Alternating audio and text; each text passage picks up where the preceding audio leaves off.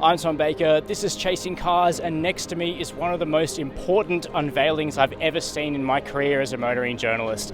This is the Toyota Land Cruiser SE. It shows us the intention here at Toyota to build a fully electric Land Cruiser. That's what this is.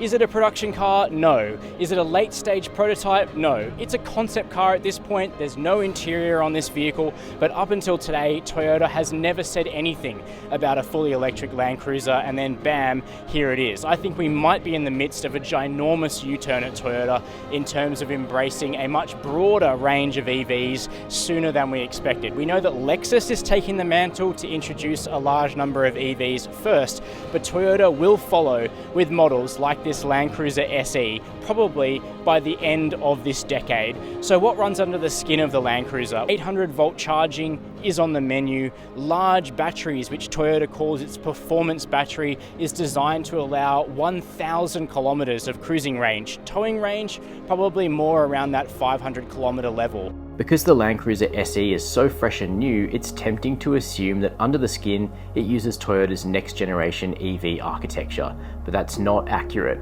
Instead, it uses a derivative of Toyota's multi-pathway rear-biased TNGA-L platform that also underpins the Lexus LC V8 and hybrid, the Lexus LS and the Toyota Mirai fuel cell hydrogen vehicle. But there's one massive change to the Land Cruiser SE compared to a Prado or a 300 series that you need to understand. And that massive change is that the Land Cruiser SE is not a body-on-frame vehicle. This is a monocoque SUV, not a traditional four-wheel drive like every other Land Cruiser that's come before it. Now that's a massively polarizing change, but I think it reflects the view that there are a lot of Prado customers out there in particular who don't actually embark on any serious off-roading at all. And of course there have been plenty of other unibody or monocoque heavier duty full drives, recent Land Rovers, the old Mitsubishi Pajero, just to name a couple, and the Toyota Land Cruiser SE would join that tradition. That being said, it's still a Land Cruiser, so it has to have quite a strong level of off-roading capability, and we do expect to see that. That being said, Toyota specifically refers to its on-road comfort, usability and flexibility when it talks about this car in its press releases. I was able to catch up today with Toyota Australia's leadership team to discuss where a Land Cruiser SE would fit in the local lineup, and the answer is pretty simple. It would be an addition.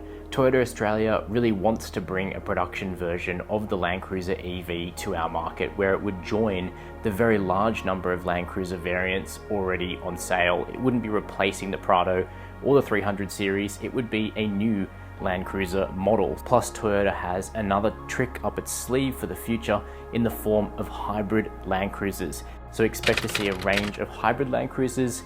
They're all body on frame, and then this fully electric monocoque Land Cruiser SE would be an option for people that maybe don't need the ultimate in off-roading capability, but they still want the Land Cruiser name. They want the quality and the durability that this nameplate stands for, but in a fully electric variant. So that's a very first look at the Toyota Land Cruiser SE, a vehicle that I've got no doubt we're going to hear mountains of information on over the next few years. This is probably the car which will launch, if not 1,000 ships, then 1,000 stories about what this vehicle is going to be like on the road. How big its battery is going to be, I would say over 100 kilowatt hours if I was a betting man.